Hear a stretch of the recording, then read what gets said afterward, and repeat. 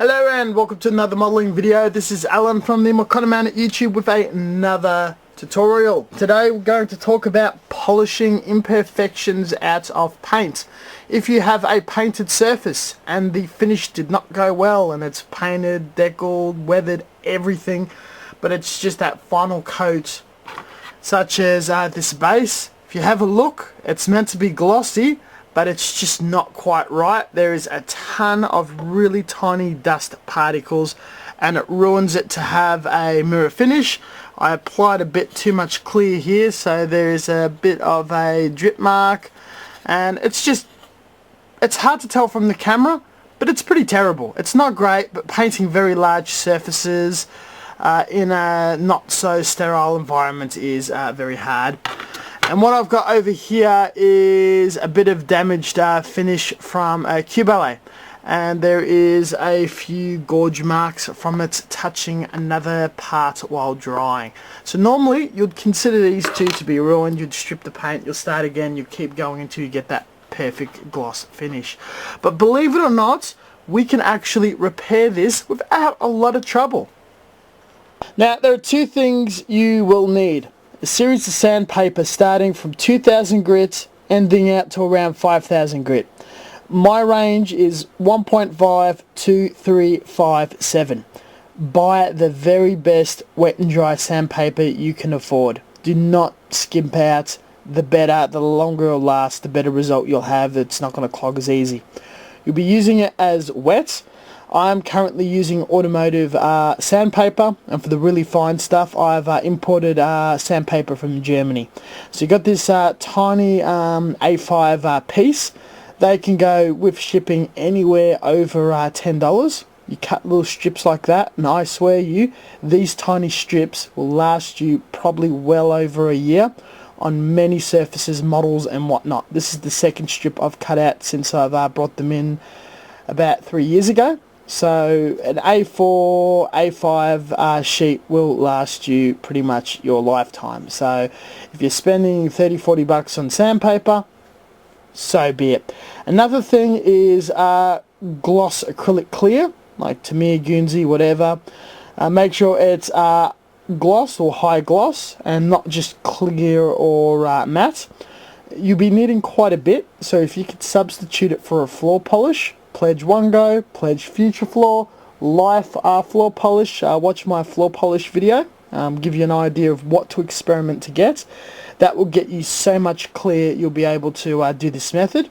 It is very time consuming, it is a bit tedious, but you'll be able to save your model, and it's fairly mind numbing, so you don't have to worry too much. So what you'll also need is skewers and somewhere to attach it. So once you have sanded it and it's sufficiently dry of any water, you can stick it in, spray it, allow it to dry, and if it's still not right, sand it, spray it, let it dry. We don't want to remove too much material. So we've got this, and what I've done previously is apply 2 to 3 coats, not too thick to allow it to drip, of floor polish.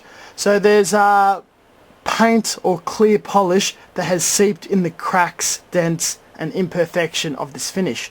Now the idea is where the clear paint is raised, we're going to sand off down to the very bottom of the clear without reaching the paint. So it's just a minor removal of material.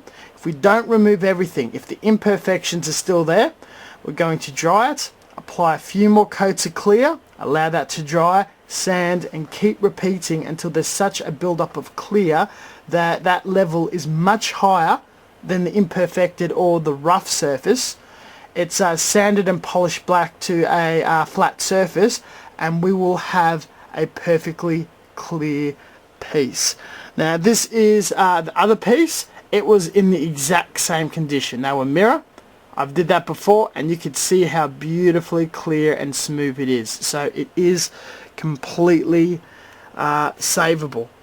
Now what you want to make sure you don't do is you do not apply any force whatsoever. You just take your time, and you do not sand on anywhere where there's edges or corners. That's maximum amount of sandpaper on a minimum amount of paint, and it will sand back through the paint, the primer to the plastic. Even just removing the top coat of the paint through the clear to primer is going to ruin it, and you'll have to repaint from start. From the coarsest grits, 1.5, we're just going to very lightly rub it, and you're just putting minimal force, and you can see that I am only rubbing the flat. Now you can see the corners here, that isn't seen. The edges here, there is no imperfections. We could probably brush it up with the highest grits.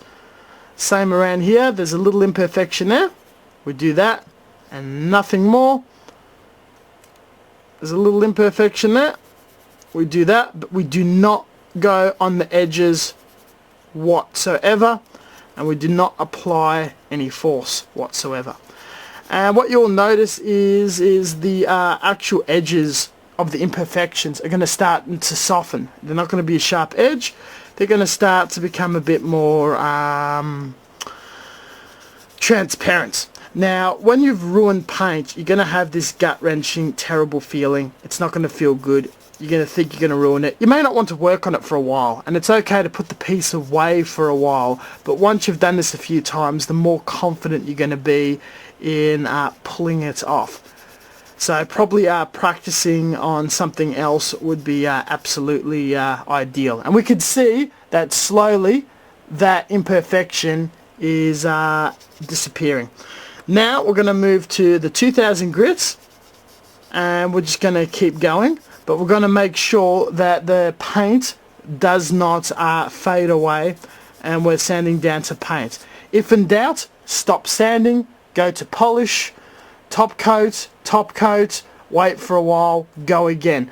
Do not go too far, and once you've done it a few times and you made some mistakes and you sanded through the paint, you will learn what is the limit. So that's enough. We go to the higher grit. We can apply a tad more force. If the sandpaper is too stiff and it doesn't contour around the curves of the surface, do not force the sandpaper onto the plastic with more force.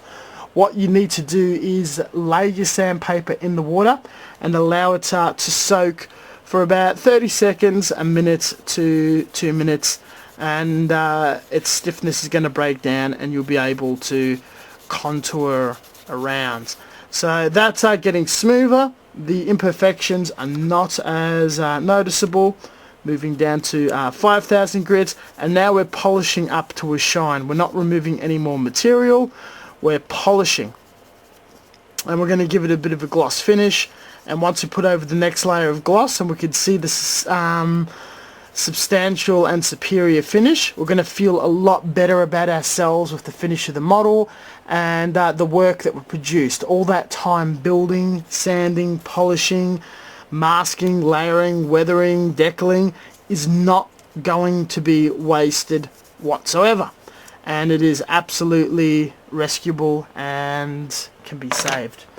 Now moving on, this suffers from dust and tiny bumps. It's a larger surface. The theory is exactly the same, and you just sand around. If there's a large build-up of paint, you'll need to focus a little more there, but remember that it's wearing down the top of the mound of the drop of paint and the paint around that surface, so you could wear down into paint, into primer.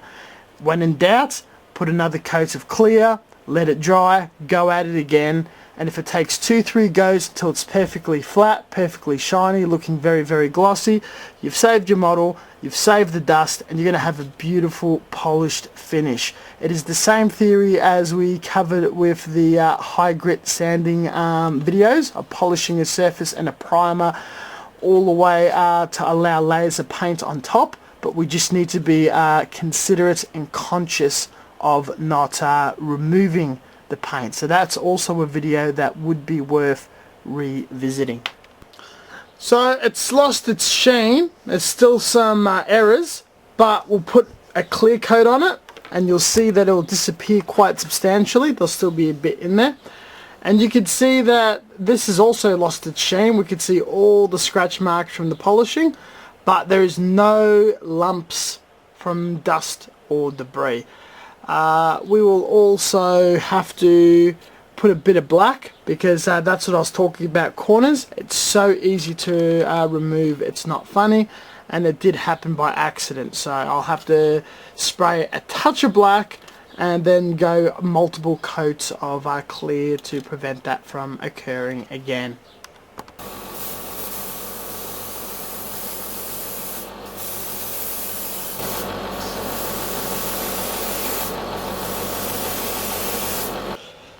There's an improvement, still very rough. We'll go through the same sanding regime, a few coats of clear, and have another look before the final coat, and we'll put a more high quality gloss.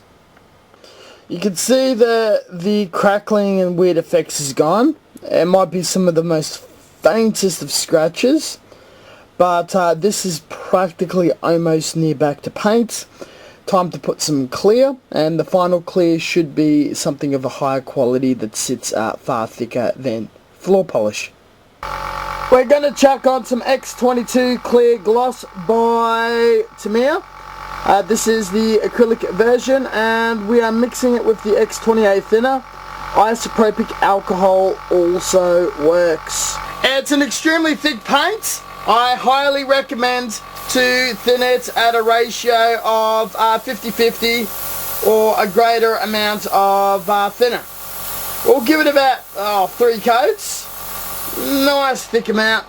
Let it self-level, and we'll put a few more coats and maybe finish it with a layer of future floor.